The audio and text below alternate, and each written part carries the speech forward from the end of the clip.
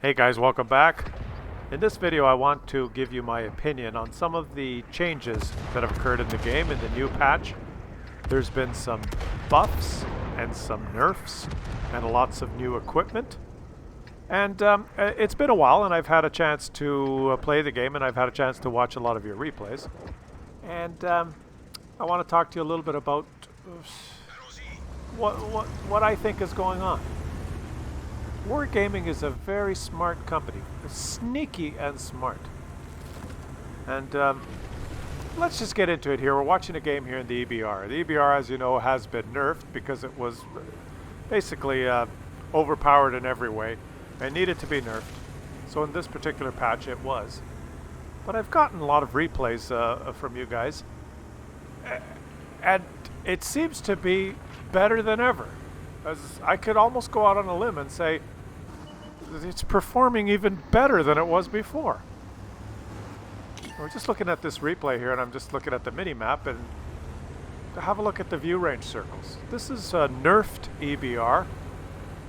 Has view range beyond the max. The white circle on the map there is 445 meters, the maximum detection range. He's got more than 445 meter view range. Now is that right? Is that possible? Well, this gets to the topic I want to discuss in this video, and it's just, yes, the EBR has been nerfed, but you have to view things as the whole picture, not just, oh, it's been nerfed, oh, that's good. You have to look at everything as a whole, and let's go through that. The Panhard EBR 105 has been nerfed. This is the nerf that they applied to it in the last patch. A little bit of everything. The top three there are just increased dispersion during hull and movement and turret traverse. They changed the aiming time from 1.2 to 1.4, slight nerf there. Take particular note of they changed the view range from 350 to 340. 340 meter base view range. That's terrible. And you may ask yourself, well, how did he have over 445 meter view range? Well, we'll get to that. Let's keep going through the nerfs here. A slight increase in the chance of fire, a slight decrease to the horsepower of the engine, a slight decrease of top speed, and a slight change to the reverse speed. And also, one thing that's not listed here is when one of the wheels gets damaged, the tank in itself slows down a little bit more. So almost every aspect of it has been nerfed. Some of those nerfs aren't that meaningful, but everything was nerfed just a little bit. But in the same patch, there were a lot of different things introduced. In particular, let me point out a couple of them that coincidentally seem to just offset the nerfs. For example, you'll recall that the view range was nerfed from 350 to 340, a slight decrease in view range. Well, you can now mount coated optics in your special spot and have a slight increase in your view range. Instead of giving you a 10% increase in your view range, they give you an 11.5% increase in your view range. And the bond equipment, the purple equipment, gives you an even greater increase. I believe that one gets you up 12.5% increase in view range. You can also now mount Commander's Vision System, which gives you a 10% reduction to the concealment of moving enemy vehicles, a 15% reduction in concealment of enemy vehicles behind foliage. That'll only cost you 600,000 credits. And you can equip yourself now with a low noise exhaust system, which will make you 6% more concealed yourself. That'll cost you 600,000 credits as well. So a tank that was already the most annoying spotting tank in the game, that had its view range nerfed, can now equip itself to be what I would argue an even more annoying, better spotting vehicle than it was before. And you can do things like this. Now we're back to that replay that we were just watching, and this tank is still fast. It's still the fastest. It's still the most maneuverable. It still can move around the map and relocate better than any of the other ones. Now, if you mount the low noise exhaust, you have better concealment. And if you mount those purple coated optics, and you have food, and you have a fully trained crew with all the view range skills, you can get over 445 meter view range, as this player has. You notice on the mini-map, his white circle He doesn't have a green circle because his view range is beyond the maximum 445. And if you run the commander's view equipment, whatever, the magical I can see through bushes and decrease the enemy's concealment behind foliage or if they're moving, you could do things like this now, where you just drive your EBR up here and just watch. Just carefully drive through the bushes. Remain invisible. He's going to do it here in a minute. The T-54 is on the other side of a topography. Oh no, he's spotting the T-54. He's getting spotting assist on that T-54 there. I guess he can see him through the bushes. Let's just watch here. Because the game has changed. Guys, the game has changed. So now he's detected a chieftain, and a player playing a chieftain probably has a very good crew in there. He remains undetected. There's just lighting all these guys, racking up the spotting assist, can detect these players now through the bushes. And I suspect he has the new commander's vision system. And it's going to rack up a gazillion spotting assists. Playing this thing now, I would argue, is almost a more annoying, better spotting vehicle than it was before. And it's been nerfed. Now, how much spotting assist is he going to do in this game? He's going to rack up a lot here while I talk over the next 20 seconds or so. But I'm not going to show you the whole game. If you want to see the whole game, you're going to have to watch tomorrow's video. This video is about what I think is... It's just strange. Let's move on to a different class of tank. Let's take the Progetto, the Standard B, which were also nerfed. He's up almost 3,000 now. Have a look at this example here. If you happen to grind your way all the way down the Italian tech tree and you got yourself a Progetto, it's been nerfed. They changed the dispersion of the gun from 0.33 to 0.35. They increased the gun dispersion after firing by 33%.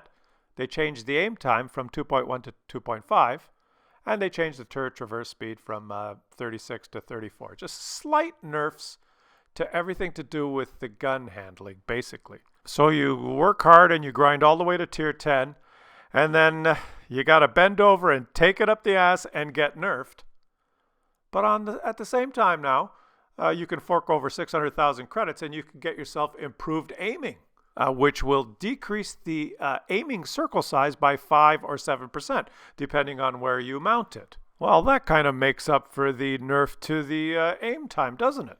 You can mount improved rotation mechanics, which decreases the dispersion during vehicle movement by 10 or 12.5%, depending on where you mount it, as well as during turret rotation. And it gives you a plus 10% or plus 12.5% to hull and turret traverse speed. Well, that kind of takes care of those other nerfs, doesn't it? So on the one hand, you bend over and take it up the ass and get nerfed, but then just fork over a couple of million credits and the nerfs are gone. This is an absolutely brilliant marketing strategy in which on the one hand you get nerfed, but spend a bunch of credits and you can undo the nerf. This is what I call the Russian Reacharound. That's right, coined here, you've heard it here first on Klaus Kellerman's No Bullshit channel. This is exactly what the term Reacharound is defined as. Yes, you take it up the ass when your tank is nerfed in the first place, but then an ostensibly thoughtful gesture, especially one performed to win favor or mitigate unfair treatment, is introduced. Oh, you've taken it up the ass, you ground all the way up to tier 10 to get yourself an EBR 105? We just nerfed the view range. But that's okay. We're going to give you a little Russian Reacharound now. You can give us 1.2 million credits and buy yourself some low noise exhaust and some commander's vision system, and then EBR 105 even better than it was before. Oh, you're a little bit upset that your Progetto's been nerfed? The dispersion and aim time are a little bad? Here, have a little Russian Reacharound. Give us another 1.2 million credits and you can aim faster and have less dispersion. Everybody's happy. Make no mistake, make no mistake. The EBR 105 has not been nerfed. All right? They have just changed the game They've manipulated the characteristics of this tank just slightly, but they've introduced new equipment that by spending credits and changing your setup, you can end up with just as good or even better a tank than you had before the nerf. This is the second thing that's happened as a direct result of this new patch. What if you have a tank that did not get nerfed? In fact, one that has very high DPM already and is a very good tank to start with. Well, what's been introduced into the game now with all this new equipment is power creep. You got an Object 907? Well, you probably had a gun rammer equipped on that tank. Everyone who owns an Object 907 probably has a gun rammer equipped on it. But now your gun rammer is not going to ram 10% faster. It's going to ram 11.5% faster if you put it in the right slot. Or if you have the purple bond gun rammer, it's going to ram even faster. Or maybe you want to put the improved vents in the special slot. So rather than improve all your crew by 5%, you can improve them by 6%. Or what is it, 7% if you've got the purple equipment. The point is, everything's been slightly power creeped. If you've got the new improved purple gun rammer, you've got 1% higher DPM now in every tank. You can put turbo boosters on some tanks so they can be faster. Basically, every little bit of equipment that's been introduced just makes everything slightly faster, shoots slightly faster. It's just overall power creep. And I'll give you my... Let's kind of summarize my whole opinion here, because I do like these changes that they made with the equipment. I think it's kind of fun that you can set up your tanks now. There's a lot more different variations. You can set your tank up as strictly a scouting tank. You can set your tank up as an HP beast. You can set your tank up now with all equipment that improves your gun and your DPM. There's many different ways of setting up your tank. But why did the special slot have to have a 1% bonus and the purple equipment had to have an extra 1%? Why do we have to have that constant little bit of power creep all the time? Every time there's something new, there's a little bit of power creep. We already have games that last 2 or 3 minutes. We have situations now where we have tanks like the EBR and that on some maps can zip across somewhere and detect 3/4 of the team in the first 12 or 13 seconds. And now with the fast firing high alpha guns, one team can churn through the other team's HP and take off 5,000-6,000 HP in the first 28 seconds of the game, and the game's over, and it only lasts 2 or 3 minutes. Do you think by constantly power creeping things just slightly faster, just ram that shell in a little bit faster, get that DPM up a little bit more? It's just simply mathematics. The faster guns shoot, the faster they can move, the faster they can dish out damage, the faster they're going to churn through the enemy HP. We're going to have 2-3 minute games. The games aren't going to last longer if all the tanks can do damage faster. Duh! Okay, let's take a break. This is not all just one big rant. Let me just summarize here with the 3 key points. Point number 1, I like that there's a lot of different equipment and a lot of different ways to set up your tank now. That is good. The second point, I think it's dumb that they made the special equipment that goes in the special slot just have that extra 1%. That's just power creep. It's going to make everything that's done seems to me to make the games finish faster. And of course, the Russian Reacharound is just a credit sink. It's just people that have been playing the game for a long time and have all the tanks and have all their tanks equipped and have a surplus of credits now because they don't have to grind anymore. How do you suck those credits from people? Well, you give them new stuff to spend their credits on. Hey, we nerf some of the tanks that you have, but you spend credits, you get a little Russian Reacharound, and your tank just as good as new. So very, very clever. Very ingenious. It took me a while to make this video, but I don't like to jump to conclusions. I like to see what's happening before I make my opinion.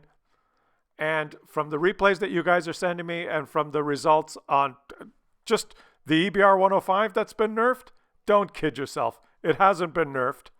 And this is just my opinion. I'd like to know in the comments what you guys think. But to end it, I'm actually going to give a suggestion. Rather than just rant the whole video, I'm going to give a suggestion. Because in my opinion, one of the big problems is that the games just, they're over in 2 minutes. 9 out of 10 games, you already know who's going to win within 2 minutes. And then the games may last 3 or 4 minutes. How do you make the game a little bit more competitive and last a little longer? Well, you don't do it by constantly power creeping everything and making everything bigger, faster, stronger, and better. This would work. Take every tank in the game, every single one, and just decrease the DPM by 25%. All of them. Every single one. So they've all been proportionally decreased by 20. Don't have power creep, have the opposite. Decrease the DPM of every tank by 25% across the board, and then it's just math. The tanks will do damage a little slower, and the games will last longer. It'll allow people to get into positions a little faster without just getting annihilated by all these tanks that have the super gun rammers, the purple ones that give you 12.5% faster, bigger, stronger. Ba-boom, ba-bing, it's over in 30 seconds. That's just one idea I have, my opinion. Let me know in the comments what you guys think. And I hope you enjoy spending all your credits to re-equip all your tanks, and enjoy your Russian Reacharound.